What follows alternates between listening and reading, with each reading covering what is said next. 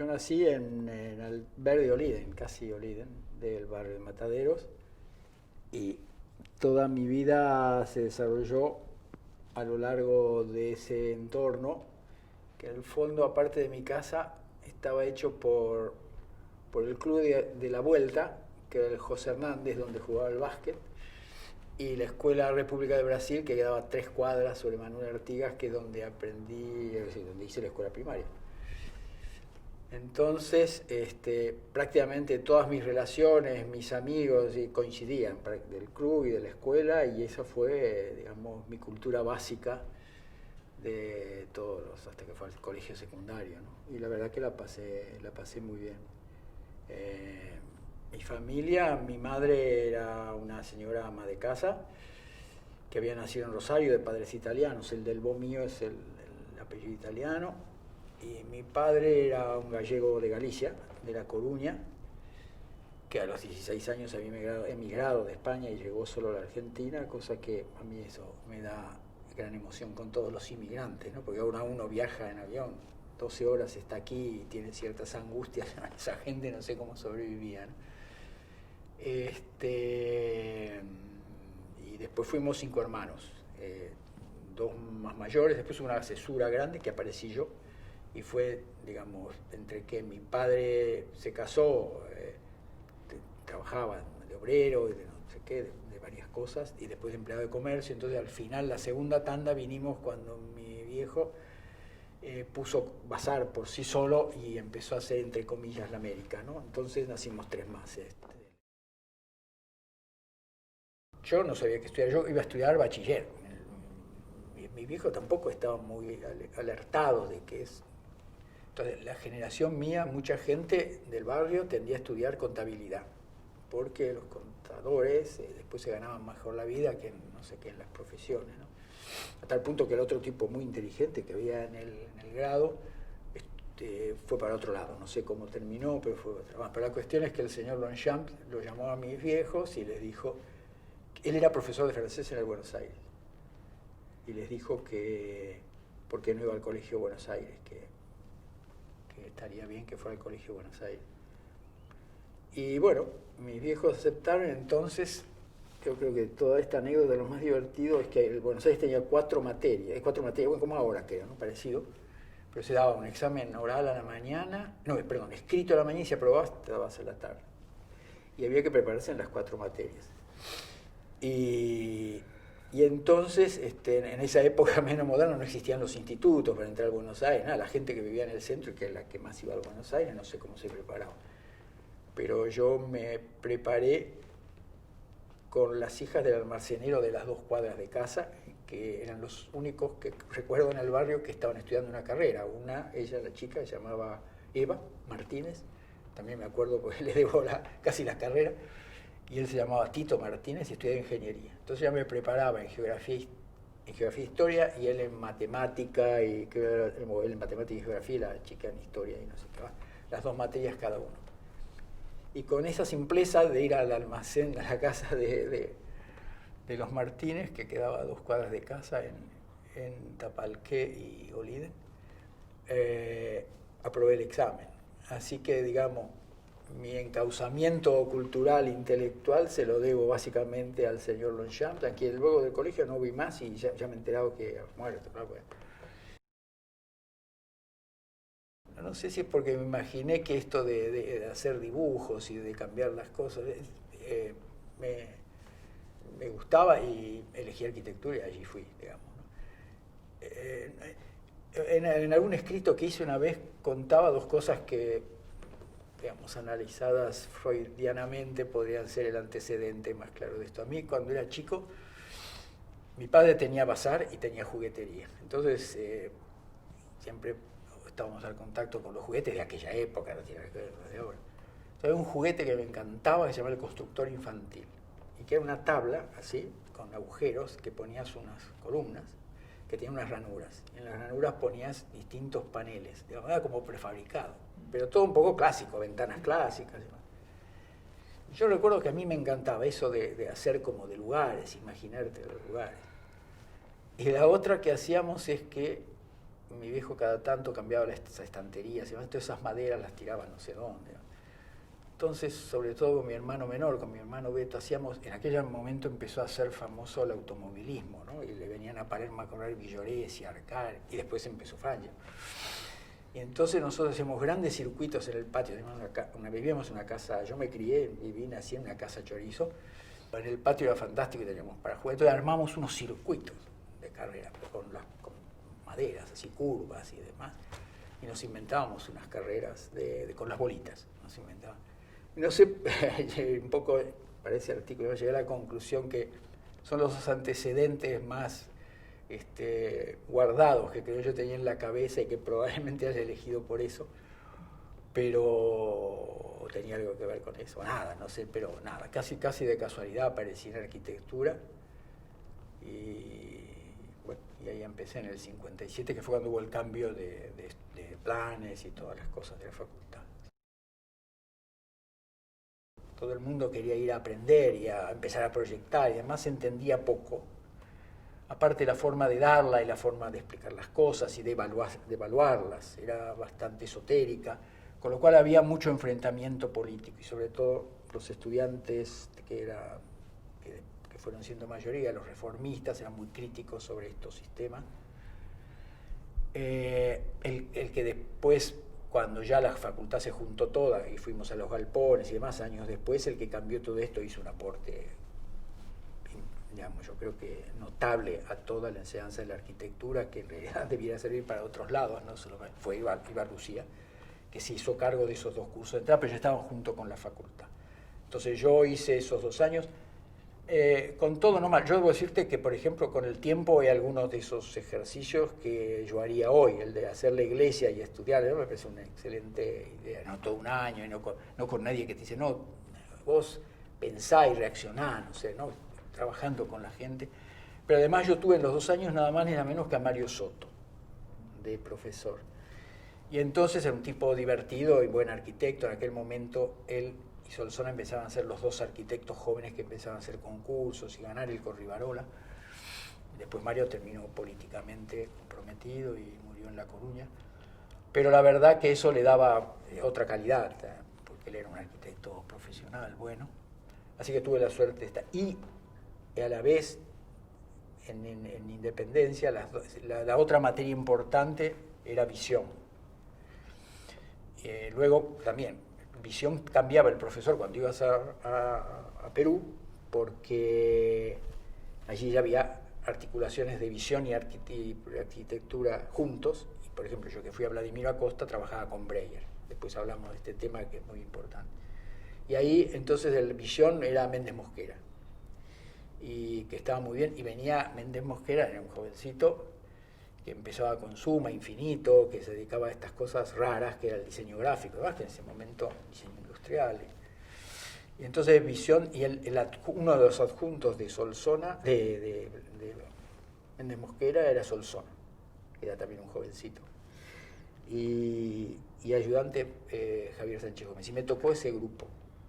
Y prácticamente de ese momento, estoy hablando del año, que te dije, 58, 57, 58, así que hace 50 años que soy amigo de Solsona y de Javier, sobre todo de Jujo.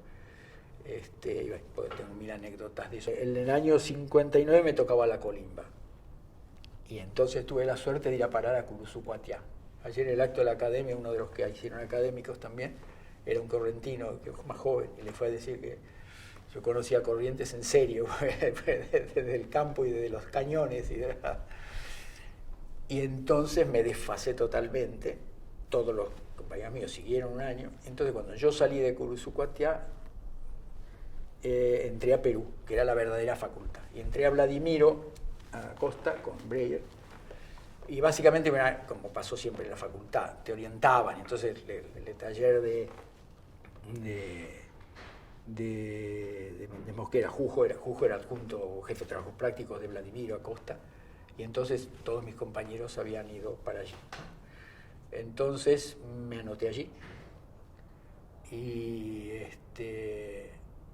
entonces empecé. Yo había sacado muy buenas notas en los primeros años, pero en estos sistemas pedagógicos, ¿no?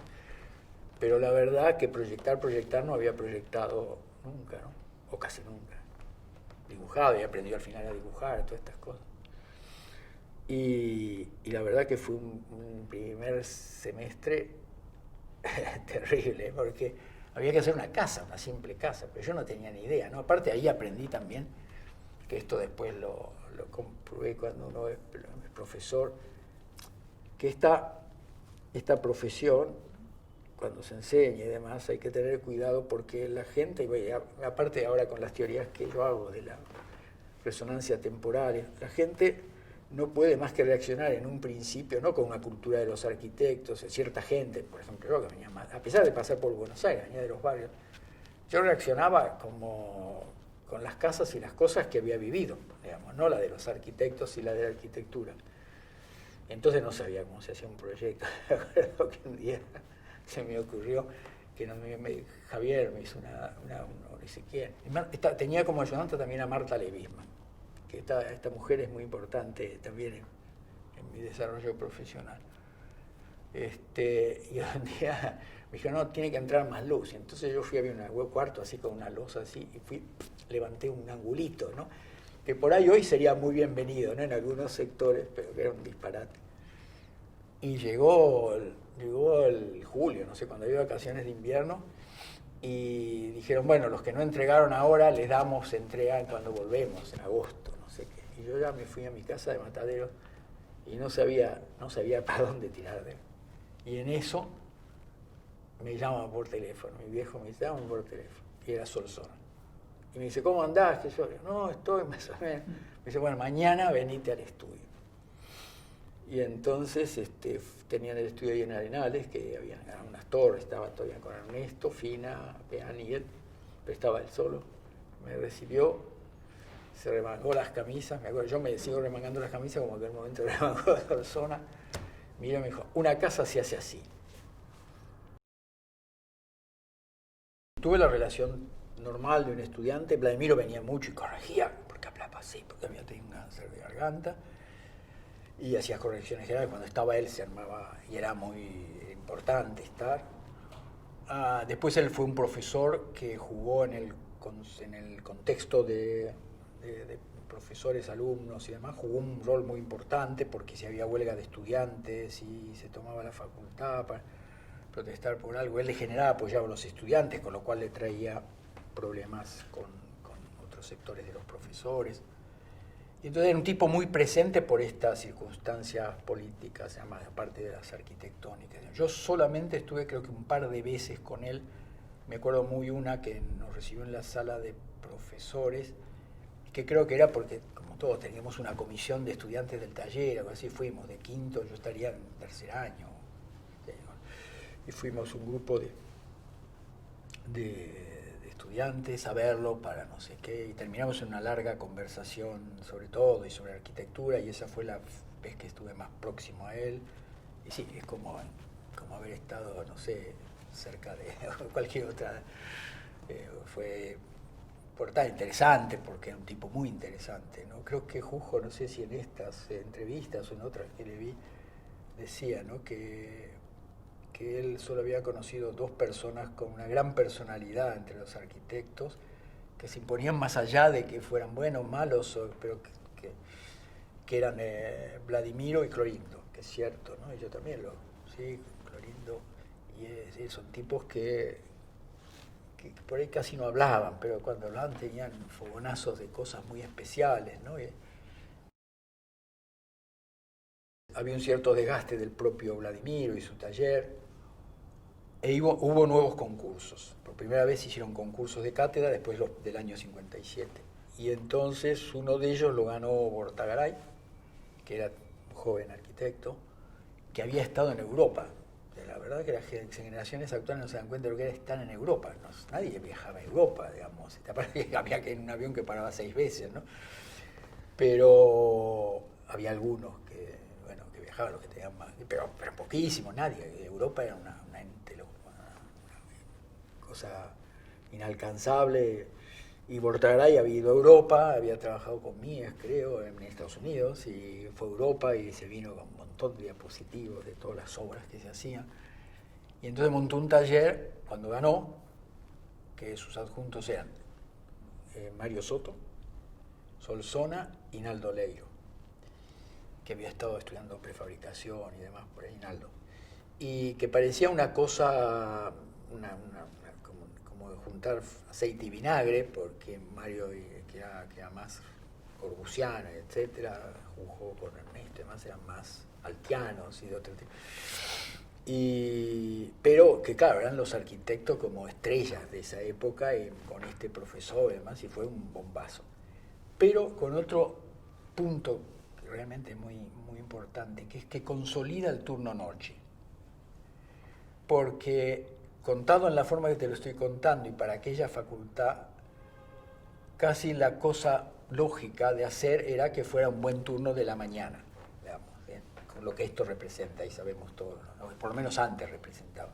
Y no, Manolo, que era reformista y que tenía compromiso con este proyecto, fue a la noche, que ya se ha ido consolidando, pero costó huelga. El turno noche no es que está, y te digo, hay mucha gente de la que hoy anda por ahí circulando, haciendo, en fin, para bien, vuelvo a repetir, que yo, discursos más populares, en aquel momento votaban en contra del turno noche, porque no se podía estudiar y trabajar, y la arquitectura era una cosa muy especial. Y entonces esa fue la consolidación del turno noche. Había un muy buen taller en el turno noche. Valía la pena trabajar o no, pero ir a la noche para aprender bien arquitectura igual. Y entonces los últimos 2 años los hice en el taller, y que estaba Jujo, hice 4, con ayudante de nuevo Javier Sánchez Gómez, y 5 directamente con Jujo y con Mario Soto, porque hacíamos proyectos urbanos, lo que se llamaría proyectos urbanos. Y terminé allí. Ganamos el premio taller con el proyecto que hicimos, un proyecto japonés, medio copiado de los japoneses que venían en esa época, estas metaestructuras, pero en fin, no estaba mal, y nos dieron el premio taller. El premio taller nos dio un grupo de 5, entre los cuales me acuerdo de Mario Tempone, que después desapareció. Y ahí terminé el taller Bortagaray, que también fue otra, como dirían los italianos, tres voltas, otro cambio de mentalidad. Entonces ya allí, luego se acabó Perú, independencia, fuimos todos a los galpones. Y ahí es donde estaba ya muy consolidado, por suerte, lo que había empezado Alfredo, Viva Lucía, realmente toda la concepción, la estructura, el control pedagógico que hizo Alfredo con todo ese grupo grande. Recibía toda la facultad, ¿no? Y era un problema de organización impresionante para miles de tipos, que no se había hecho en otro lado, y ya te digo, con control, porque todos nosotros después, yo empecé a hacer al año siguiente, estudié ayudante, pero es como ahora, todos guitarreamos y hacemos estas cosas de arquitecto, me gusta, no me gusta, no sé, o mejor otros, ¿no? Y Alfredo había implantado una enseñanza de primer y segundo año ejemplar, ¿no? Creo yo.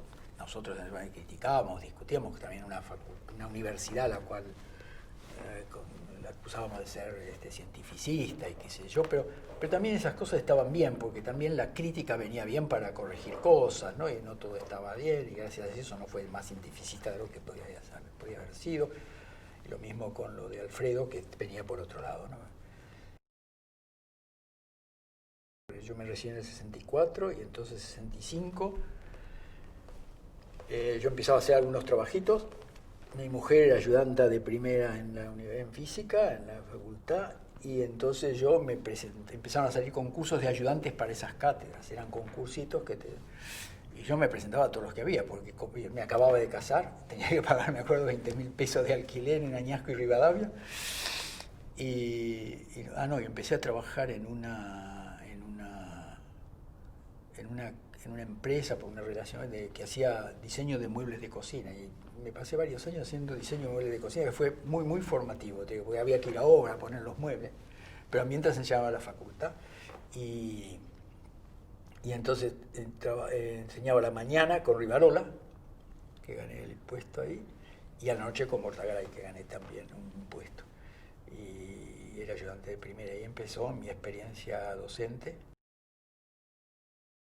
La generación de la universidad del 66 tenía mucho de eso, es que había que irse afuera a formarse más, pero había que volver a devolverle al país lo que te había pagado, ¿no? Y este era un espíritu que estaba muy bien, ¿no? Porque la gente tenía esta idea de como de emigrar, pero no emigrar para hacer un corte de manga, sino porque había que después volver aquí y servir, ¿no? No digo que todos lo pensaron, no digo que todos no se lanzaron después a la calle a conseguir que al final es lo que también hice yo, hicimos nuestra generación, con un lote para la propia horizontal y para poder hacer algo y sobrevivir. Sí, eso, ¿no? Y así es que, por ejemplo, yo en todos esos años me armaba una idea de irme a estudiar 3 años en Inglaterra, en Londres, Peter Smithson, y todo esto era muy fuerte, por lo menos en el grupo en el grupo, diría, reformista y cercano a esta gente que te acabo de mencionar, más los así llamados humanistas, ellos pasaban por otros lados, otras consideraciones, que son importantes también, ¿no? Pero teníamos esta idea de que irnos fuera y trabajar con alguien y volver, ¿no? Y en parte así lo hicimos, porque, ya te digo, con Jorge empezamos a armar esta idea de irnos a trabajar con Smithson y después estudiar en Inglaterra, porque Londres en ese momento era como el gran centro de la arquitectura, ¿no?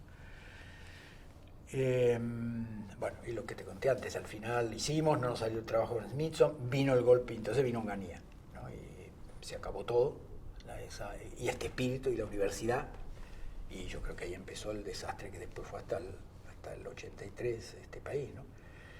Y entonces mi mujer con su equipo le dieron unos contratos en Chile y yo me fui a Chile detrás de ella, me vino bien porque trabajé, en fin, no hay más que por bien no venga, ¿no? Porque trabajé en la Universidad de Chile, pero aparte con un estudio el mejor que había, que fui recomendado por Méndez Mosquera y la gente de aquí, que fue Bresciano y Valdés, Castillo Huidobro. Trabajé con Fernando Castillo, que hasta que se acaba de morir a los 99 años, a 95 años. Y estuve en contacto hasta hace 3 meses con él. Y, en fin, la verdad que tuve siempre suerte en estas cosas, porque fui a caer en una especie de exilio y caí ahí, ¿no? Y después ya me fui, ahí ya sí, me conseguí una beca en el Architectural Association y entonces ya estuvimos en Europa y ya cuando volví fue que me incorporé y empezamos con el equipo que habíamos ido formando con Jorge Hervín, propio horizontal, estoy ganando concursos y se hizo ya una tarea más profesional, empecé a hacer una tarea más profesional y estable y en condiciones más de los límites y las posibilidades que te da el campo profesional en Buenos Aires. Cuando fui a Chile, ya fui en tren, pero no es un problema de guita, sino que el tren era bueno y se viajaba en tren hasta Chile. El cruce de la cordillera fantástico y bueno, entonces vivir en un país distinto, no extraño, pero distinto, hacer otra experiencia. La verdad que fue muy bueno en ese sentido y después ser un poco más latinoamericano, de conocer Buenos Aires solo. Entonces la verdad que Chile fue un impacto en sus buenas, era un país democrático, nosotros siempre habíamos vivido perseguidos por cualquier militar que pasaba por allí, y en ese momento era presidente Frei y presidente del Senado Allende. Entonces fui a caer este estudio, en el cual en general eran demócratas cristianos, del gobierno de Frei. Uno de los socios era incluso el presidente del Instituto de Vivienda. Fernando Castillo ya empezó a hacer su carrera política, aparte de arquitecto, era muy buen arquitecto, y su hermano era como el ideólogo del Partido Demócrata Cristiano, pero ahí Fernando fue girando hacia la izquierda, ¿no? Terminó apoyando a Allende y demás, y ganó, por ejemplo, se presentó acá alcalde de una vecindad nueva que había en Chile, ganó, y entonces un día me invita al casamiento de su hija, que se hacía en la capilla de la Católica, con otro señor que yo no conocía. Y entonces vamos con Marulla, fuimos a terminar en la parte alta de la capilla, los novios estaban ahí. Y yo siempre miraba afuera y había dentro una multitud y había afuera otra multitud. Y yo miraba, no entendía. Y entonces uno me dice, no, lo que pasa que ella es la hija de Fernando Castillo, todos demócratas cristianos. Pero él es Pascal Allende, que es el sobrino de Allende, de todos los socialistas que están ahí afuera. Entonces, ese Chile la verdad que era fantástico, había problemas y demás, pero yo fue la primera experiencia democrática en serio que tengo. Estudié en la Architectural Association, un curso de diseño urbano en general y de planeamiento. Debo decirte que lo importante es esto. Casi toda mi generación, la generación que salimos fuera, por ejemplo Jorge Rodolfo y otra gente en otro lado, en ese momento había habido como una crisis de la arquitectura. Si la arquitectura ya pasó el moderno, la crítica del Team 10 y todo eso terminaba por allí, no había mucho más que decir y que hacer.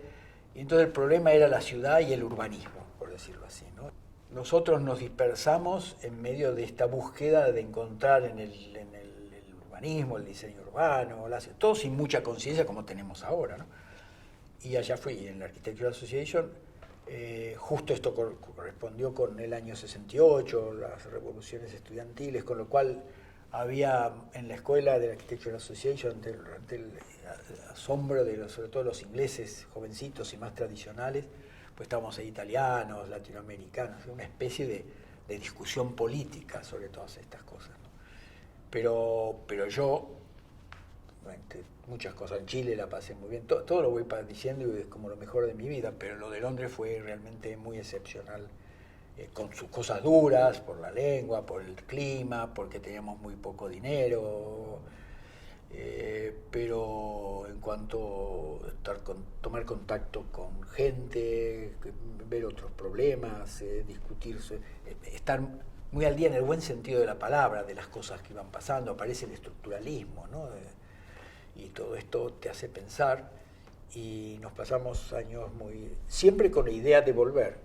Eso es importante, pero también a mí me pasó otra cosa. Ahí conocí los españoles, que son los que en ese momento eran todos perseguidos políticos, estaba Franco, y que son los que después me abren el camino para ir a España ya cuando estoy un poco más viejo. Así que Inglaterra fue muy importante en esto, sí. Con Jorge Hervín, Trainer, Varas, etcétera, fueron armando un estudio, y cuando yo vine me integré con ellos y estuve unos años, y después ya hice mi estudio con Chapi D'Angelo y Luis, y bueno, en los primeros trabajos había mucha propiedad horizontal y oficinas, esas cosas que se hacían comercialmente.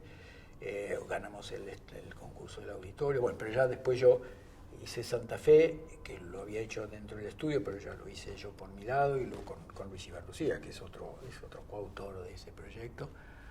Y ya estuve ahí hasta que, en fin, hicimos todo lo que hice aquí, hasta que en el 88, justo, hoy es 6, ¿no? Hoy es 6 de septiembre. Mañana hace 25 años que me fui a España, justo 25. Así que esta charla es para festejar esto. Había una situación en el país muy crispada, muy políticamente violenta, además. Pero muchos de nosotros, no quiero decir que no tengamos, porque ayer cuando lo dije en la facultad parecía como entonces nosotros fuimos tontos, que no, bueno, no éramos tontos, pero no teníamos ningún compromiso como para que nos pegaran como nos pegaban, ¿no? De forma de vivir. Y entonces, prohibiéndonos ir a la universidad, ni entrar, digamos. Bueno, entonces hicimos la escuelita, que fue en realidad empezó, Rafael Viñoli, empezamos a trabajar en eso. Al principio estaba Isabelita, pero no los militares, entonces pensamos que era posible hacer un proyecto interesante de facultad con las nuevas ideas que se empezaban a desarrollar en Estados Unidos, etc. Cuando me llegaron los militares vimos que era imposible y se empezaban a robar gente y demás. Pues ya había crímenes hechos por López Rega y todo esto, pero ya así esta represión de Estado no existía.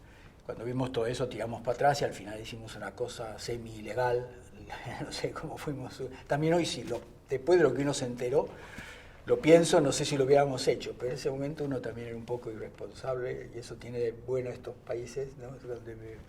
donde nacimos y vivimos, que uno puede hacer estos proyectos, y si lo fuimos haciendo por allí, en la escuelita, que fue una experiencia realmente notable. Nosotros habíamos abierto una brecha en la escuelita no de abandono del movimiento moderno, pero sí de crítica a las posiciones más menos claras, no del movimiento moderno, sino las interpretaciones que aquí se hacían del movimiento moderno. Pero te quiero decir una cosa, nosotros en la escuelita hicimos en nuestro grupo una tarea muy importante que fue empezar a estudiar la arquitectura argentina, de Buenos Aires en particular, como no se había estudiado antes. No se había estudiado al menos entre arquitectos practicantes. Es decir, vos ibas en la generación mía a historia de la arquitectura y te enseñaban buenos profesores, que son Iglesias, Inglés Ortiz, etc., que te enseñaban el románico, no sé qué, y después había un cachito, es así, a pesar de lo que se pueda decir hoy, un cachito para algo de la arquitectura, un cachito para algo de la arquitectura latinoamericana, pero era un aprendizaje de la arquitectura clásica. Entonces, no digo que ellos, por ejemplo, todo ese grupo que publicaba Nuestra Arquitectura, etcétera, publicaba obras de aquí, arquitectos de aquí, etcétera, pero muy dentro de ese campo. Pero los arquitectos que nos dedicáramos a estudiar la arquitectura que estaba aquí más extensamente y más profundamente, no existía. Y después, lo que se habían hecho en la época de Perón, aún para los que no éramos peronistas, era un tabú, no se tocaba, no se hablaba, lo hizo Perón, no sé qué, es bueno, es malo, unos que decían que es bueno, es malo, pero... Y nosotros empezamos en la escuelita a desentrañar obras sin ningún prejuicio, obras de la época de Perón, por ejemplo el barrio Los Perales. Primero porque yo había nacido a 10 cuadras del barrio Los Perales, lo vi construir, digamos, y aparte de las anécdotas y demás. Y yo creo que fuimos los primeros. Es cierto que también en muchos colegas o amigos que son peronistas, no tenían la posibilidad de hacerlo porque en muchos momentos políticos no lo podían hacer, ¿no? Pero nosotros en ese momento de la escuelita, por ejemplo, creo que pusimos de moda, por así decir, el barrio Los Perales. Y la arquitectura que representaba el barrio, no por ser peronista, no, sino la arquitectura que representaba el barrio Los Perales. Y eso es lo que nosotros continuamos en el taller, digamos, y es la visión que teníamos, una visión de aprender de la realidad, de todas las realidades, pero la realidad nuestra, lo más posible, las cosas que se habían hecho, y las cosas que se habían hecho los arquitectos y los que estaban fuera del campo de la arquitectura. Por eso los ejercicios que había que hacer de dibujar tu casa, porque hay que aprender de esas cosas, digamos, ¿no? Lo que decíamos el otro día en tu taller, ¿no? El asunto no está ni de copiarse en la revista Croquis o esto, sino que sigue siendo un campo cerrado de los propios arquitectos, sino poder sacar, que no es tan fácil, de la realidad todas estas cosas, ¿no? Y entonces nosotros incorporamos a la discusión de la escuelita toda la experiencia que empezaba a ser neorracionalismo y de relación, digamos, de la relación entre la arquitectura y la ciudad, que no es la arquitectura de la ciudad y todo tan simple y tan sencillo, sino que todo esto tiene sus complicaciones, y que eso lo fuimos desarrollando en la escuelita. Trajimos a muy buenos arquitectos que tenían que tener un compromiso político para venir, porque en Europa estaba prohibido venir a ayudar a la dictadura.